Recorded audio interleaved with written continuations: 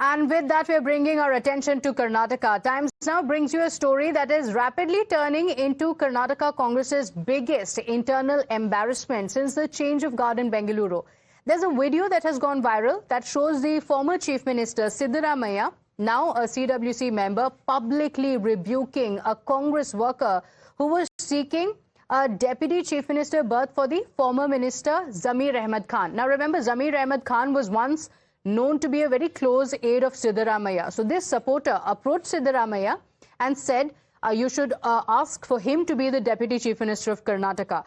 Now, Karnataka Congress has been trying its best to portray that there is no trouble in paradise. New CM, new cabinet, fresh start. And then there's this video that has dropped where Siddaramaiah, the man who ran for Karnataka for 3 years, is on camera, visibly angry, snapping at a Congress worker who had the nerve to ask for a Deputy CM post for Zamir Ahmed Khan. The worker says that Zamir is close to you. And then Siddaramaiah is seen snapping and asking, just because he is close to me, is it right to work against me in Davangere?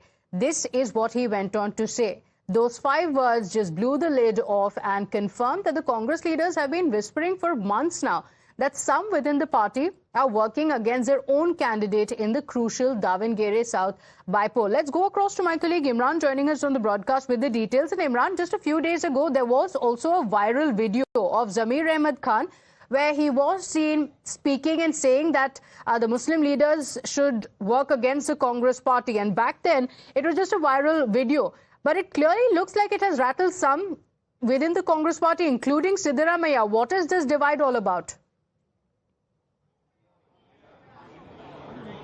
Well, let's see, the Zamir Ahmed Khan was denied a cabinet berth in the expansion of the cabinet which happened, and during the time when the discussion about cabinet expansion was happening, a video went viral, audio which was earlier was rumored that where Zamir had worked against the interests of the party. Now the latest video is where the former chief Minister Siddaramaiah had a conversation with one of the supporters of Zamir, saying that Zamir has been denied a deputy CM post, and he's an ardent supporter of yours. Why are you not lobbying for him?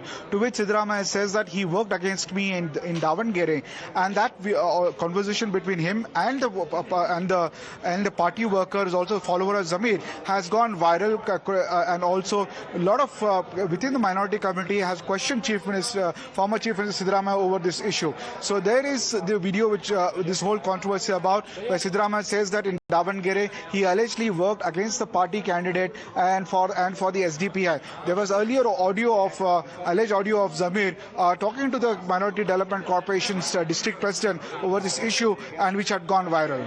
Okay, all right. Stay with us, Imran. In fact, we also have a reaction from the BJP that has spoken about this viral video. Let's take a look. When we opposition say it, the Congress people don't believe it. But they themselves are acknowledging that Zamir Ahmed backstabbed the Congress party and Siddaramaiah in particular, because in Davangere, even though Congress party won, the margin was very less because most of the one community people voted for SDPI candidate, which was requested by Zamir Ahmed. And that is what the Congress party's mindset is. You backstab each other and you bring down each other, and yet you blame the opposition and you blame the BJP and other parties.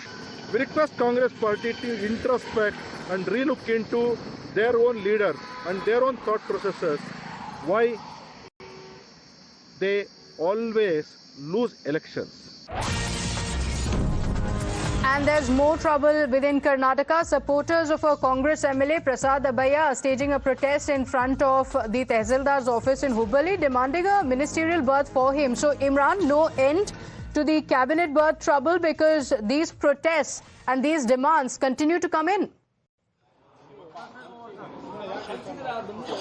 Well, absolutely. We see that every time when the cabinet reshuffle happens, there always be supporters of ministers, sometimes voluntarily, sometimes orchestrated by the aspirant themselves, demanding cabinet berth or like in some cases deputy CM post for their respective candidates. Now in Karnataka, the first round of cabinet expansion has happened. The second round likely to to happen, where more than 20 ministers need to be inducted into the cabinet, and where now supporters are, both in Delhi and in Bangalore, drumming up support for their candidates, for their leaders, and we're seeing protests happening every day in Bangalore, in the Congress office, or sometimes the Chief Minister's residence, demanding support for that. Yesterday we saw some supporters of Santosh Lad demanding a cabinet berth for him. Today Prasad Abhaya. So we're seeing not just one, many of the people who are looking for cabinet berth, their supporters are protesting in front of the KPCC office or sometimes at the Chief Minister's residence. Okay, all right. Imran, thank you for joining us with all those details. With that, we're shifting our attention now to another story from Karnataka, where the Karnataka BJP has accused the Congress of planning to drop over 1 lakh women from the Grihalakshmi scheme, saying that the state is in financial stress. And that's the reason why people of Karnataka are suffering. Going on to say that the Congress made big promises but is not being able to fulfill these promises. Listen in. I would like to demand Honorable Chief Minister D.K. Shivakumar ji to come out on the financial situation of Karnataka, because whatever promises they had given, one by one they are trying to stop these schemes. Grihalakshmi scheme, earlier they could not give the accounts for 3 months. More than thousands of crores has been diverted to some other programs. And today, state government is claiming that all these people are dead. So where this money has gone in last 3 years? Now, by curtailing this Grihalakshmi beneficiaries, state government, this Congress government is doing injustice to the people of Karnataka. Let's go across to my colleague Akshara joining us on the broadcast with the details. Akshara, there are a lot of questions that have been raised on Grihalakshmi scheme. Recently, the Chief Minister is also said to have spoken about this scheme. The Congress party is also looking at an overhaul, looking at dropping some of the beneficiaries as well. The BJP says that it is because of the financial stress. What is the government saying about this? No, well, you see, the government has responded to the allegations of the BJP, and they stated the fact that they are not removing any beneficiaries from this particular scheme. They are only removing the individuals who have been not the actual beneficiaries. Akshara, just a moment, stay with us. We have a reaction coming in from the Congress party. We're facing a technical issue. We'll fix that line and get back to you. But we also have a reaction coming in from the Congress party, because the Congress party has now defended this move and has hit back at the BJP, going on to say that the scheme is only for real beneficiaries. So the Congress is saying that it is looking at real beneficiaries. Listen in to Priyank Kharge.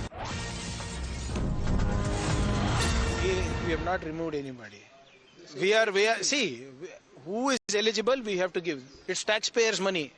I'm not giving it from my bank account, nor is it coming from Mr. Ashoka's bank account. We are very clear. People who should be actually benefited should be given the guarantees. In Maharashtra, Ladli Behan was given to how many lakhs of people it has gone? To men. Men have received the thing. Does Mr. Ashok have any answer to that? And if we are rationalizing things, and if we are making things more scientific, they should appreciate us. And why are they? Anyway, they're against guarantees, no? What difference does it matter to them? All right. Thank you, Akshara, for joining us with those details and slipping into a short break here. We'll be right back. Stay with us.